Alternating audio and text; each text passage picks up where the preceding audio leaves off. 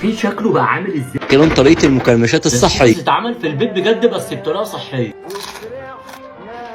دي بقى تجيبوا الشيتوس والشيبس من بره، ممكن تعملوه بالطريقة الجامدة دي في البيت.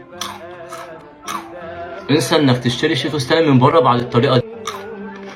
هنا سأسكت قليلا. اسمعوا بقى كده. عامل منشن لصاحبك، لازم تجربوها بسرعة. يا جماعة جامد. كل اللي هنحتاجه اول حاجه هي كوبايه مكرونه، ويا ريت تكوني اقلام بالطريقه دي. ننزل بكوبايه المكرونه، اياها هننزل بكوبايه ميه، سيبها بقى تستوي على نار اقل من 10 دقايق. سيبها بقى تستوي على نار متوسط، سلق معانا وهرجع لكم. مع الطريقه دي الامهات هتفرح بيها قوي. اطفالك بياكلوا 24 ساعه مكرمشات مصنعه، فيا ريت تعملوا لايك وتحفظوا الفيديو ده عندكم بسرعه وتجربوه. انا بقى المكرونه بعد ما اتسلقت.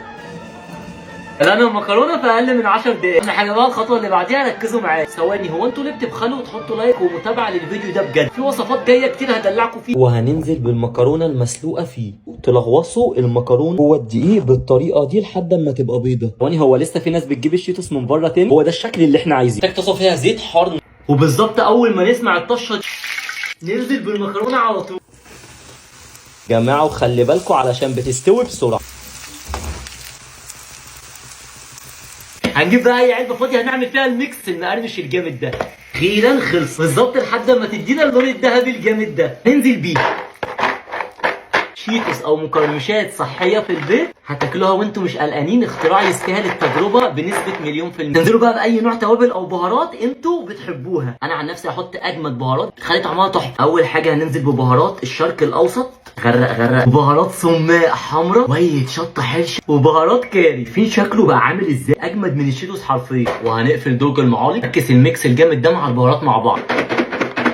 امسك في الميكس المقرمش ده ويلا بينا. الشيتوس اتعمل في البيت بجد بس بطريقه صحيه. قومي جربيه لاطفالك يا ست الكل. اللي بتتفرج على الفيديو قوم جربها بسرعه. دي بقى تجيبوا الشيتوس والشيبس من بره، ممكن تعملوه بالطريقه الجامده دي في البيت. انسى انك تشتري شيتوس تاني من بره بعد الطريقه دي.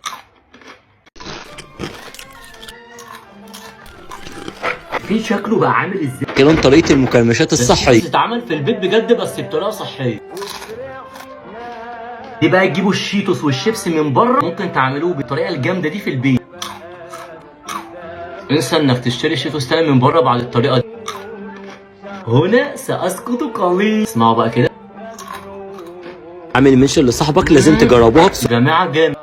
كل اللي هنحتاجه اول حاجه هي كوبايه مكرونه، ويا ريت تكوني اقلام بالطريقه دي. ننزل بكوبايه المكرونه، اياها هننزل بكوبايه ميه، سيبها بقى تستوي على نار اقل من 10 دقايق. سيبها بقى تستوي على نار متوسط، سلق معانا وهرجع لكم. مع الطريقه دي الامهات هتفرح بيها قوي. اطفالك بياكلوا 24 ساعه مكرمشات مصنعه، فيا ريت تعملوا لايك وتحفظوا الفيديو ده عندكم بسرعه وتجربوه. انا بقى المكرونه بعد ما اتسلقت. انا المكرونه في اقل من 10 دقايق. اهم حاجه بقى الخطوه اللي بعديها ركزوا معايا. ثواني، هو انتوا ليه بتبخلوا وتحطوا لايك ومتابعه للفيديو ده؟ بجد في وصفات جايه كتير هدلعكم فيه. وهننزل بالمكرونه المسلوقه فيه، تلغوصوا المكرونه جوه الدقيق بالطريقه دي لحد ما تبقى بيضه. ثواني، هو لسه في ناس بتجيب الشيتوس من بره تاني. هو ده الشكل اللي احنا عايزينه. محتاج تصفي فيها زيت حار، وبالظبط اول ما نسمع الطشه ننزل بالمكرونه على طول.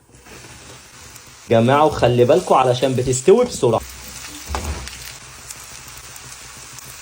هنجيب بقى اي علبه فاضيه هنعمل فيها الميكس المقرمش الجامد ده. اخيرا خلص بالظبط لحد ما تدينا اللون الذهبي الجامد ده. ننزل بيه شيتوس او مكرمشات صحيه في البيت، هتاكلوها وانتم مش قلقانين. اختراع يستاهل التجربه بنسبه مليون في المية. تنزلوا بقى باي نوع توابل